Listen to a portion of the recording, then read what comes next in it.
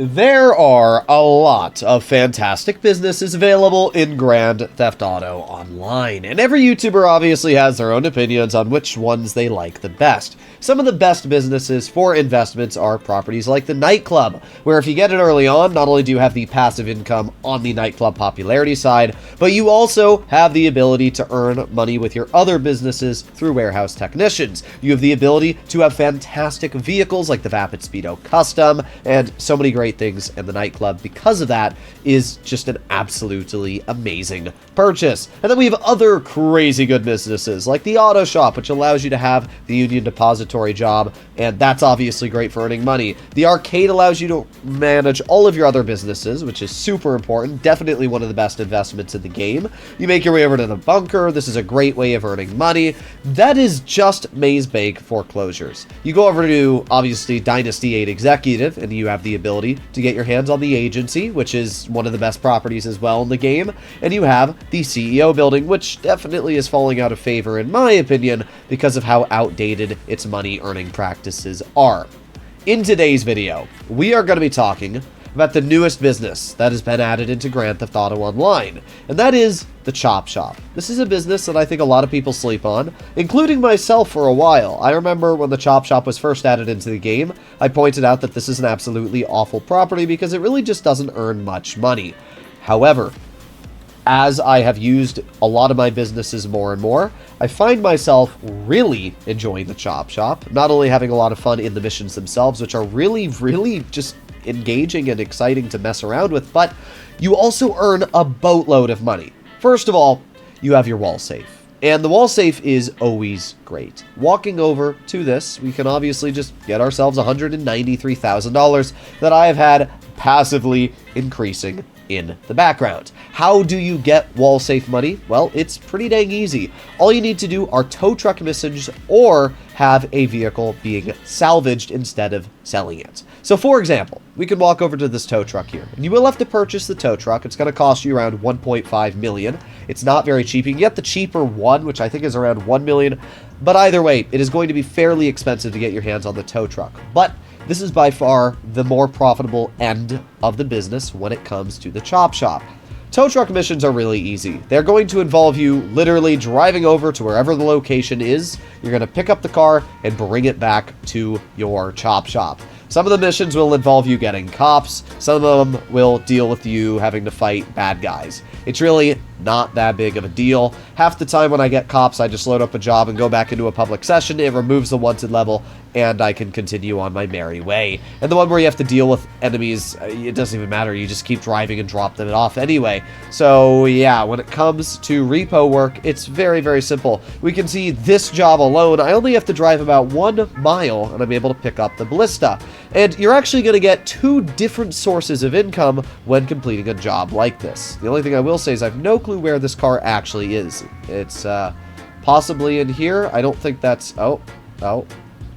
brain started working, and I realized that the ballista was actually on the 2nd level of the parking garage. Man, was that a tricky spot to get to, though.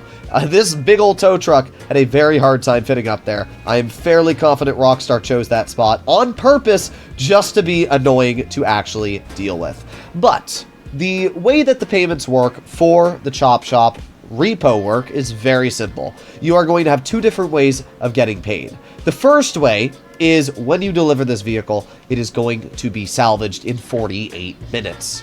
And after those 40 minutes are up, whether you're playing the game or it's closed, whenever you log into GTA the next time or 48 minutes later, you are going to receive around $25,000 to $35,000. That's really nice, judging that these missions only take you around 2 to 3 minutes each to do, and you can do 2 of them every 48 minutes. That means you can earn on average around $70,000 to $80,000 for about 5 to 6 minutes of work. That's really good. But there's also a passive income.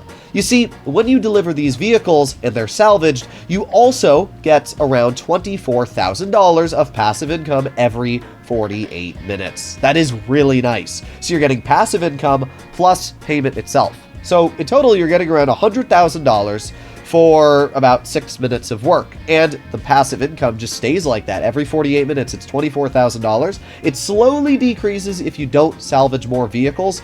But, I mean, you saw how simple this was. I didn't have to deal with anything. We dropped it off, and it was done. One of the biggest reasons why I never recommended people to buy the Chop Shop was simply the price tag. Just to get your hands on the property alone is around $2.4 to $2.6 million.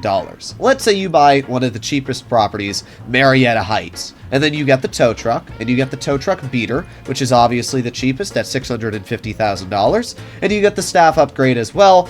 You're going to be looking at around $3.7 million, and that is not cheap at all. So getting your hands on this property, and especially fully upgrading it, is going to set you back at least $4 million. My property, because it's in a better location, being Strawberry, was around $5 million. But there's a very simple reason to why I have simply placed the Chop Shop now as one of the best properties in the game, and that is because it seems like once a month, Rockstar is letting us claim vehicles. We can see in front of us, we have 3 different cars, the Karen Previon, the Maibatsu Penumbra FF, and the Pegassi Zentorno. Now I can sell and salvage these 3 cars in front of me. If I were to steal the Zentorno, I could go through a couple missions, which will take me around 30 to 40 minutes, and I'll be able to either sell the car for $400,000 or salvage the vehicle, which means I will take it apart over time, and after 48 minutes, I'll get $313,000, and then I will also get passive income in the background.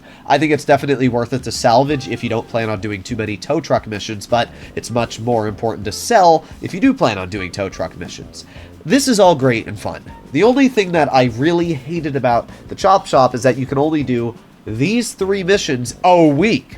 Every Thursday they reset, but that's it. Once I complete these 3 cars, I'm no longer able to get my hands on them again. But this is the thing. If I bought 2 Penumbra FF, this week, you'll notice there's a little garage icon in the picture of the vehicle. And what that means is that you are actually able to keep the car. Yes, you heard that right. In fact, we can see that exact vehicle right in front of me. I haven't customized it yet or anything, but I've been able to get my hands on the vehicle. There's a simple $10,000 fee to claim the car as your own, and that's it. But you also get money for actually completing the mission, especially with the elite challenges. So you basically just make money and you get your hands on a vehicle. This car is $1.5 million. And the vehicle we had 3 weeks ago was closer to $2 million. So already, in just about a month, Rockstar has given back around $3-ish million in vehicles. That is crazy good. This is definitely a business for the long term. It's not going to be a property where you're going to buy it, stock up on crates, and sell them all at once to make a boatload of money. This is a property where over time, it is going to be a very good investment. But personally, I think this is a huge investment. First of all, if you get free cars, that alone is crazy. Just the 2 cars, being the Pfister Comet that they had 3 weeks ago, and then the Penumbra here, equal the same amount of money as the property costs to buy. So you're already making back all the money you've spent on the property. If you pair that with the fact you're making passive income, and the missions themselves, which are pretty fun, earn you money, this is a very good property to get your hands on. I just think the fact that you can get these cars for free makes it such a good investment. There's very little effort needed to be put in. These missions are really fun, and you get cars. There's no other business in the game that allows you to complete missions to get cars. I mean, yes, you could technically say completing Dax's missions gets your hands on the Virtue, but it's a little different because it's a one-time thing. This business is going to constantly allow you to keep cars as long as it runs. That is crazy good. And because of that, I really just can't say anything negative about this property anymore. It is honestly fantastic. So if you want to get your hands on cars that normally would cost you $1 to $2 million for free, this is one of the best investments you could make. Plus, the business does earn decent money, which means you should be able to make the money back you've spent on this property in just about a week, which is not too bad at all. Personally, I really like this property. As I said, I originally did not like it, but the fact that you are now able to keep cars is fantastic, and I really can't complain. Hopefully you enjoyed the video. Let me know if you agree or disagree, but I'll see you in the next one. Bye-bye.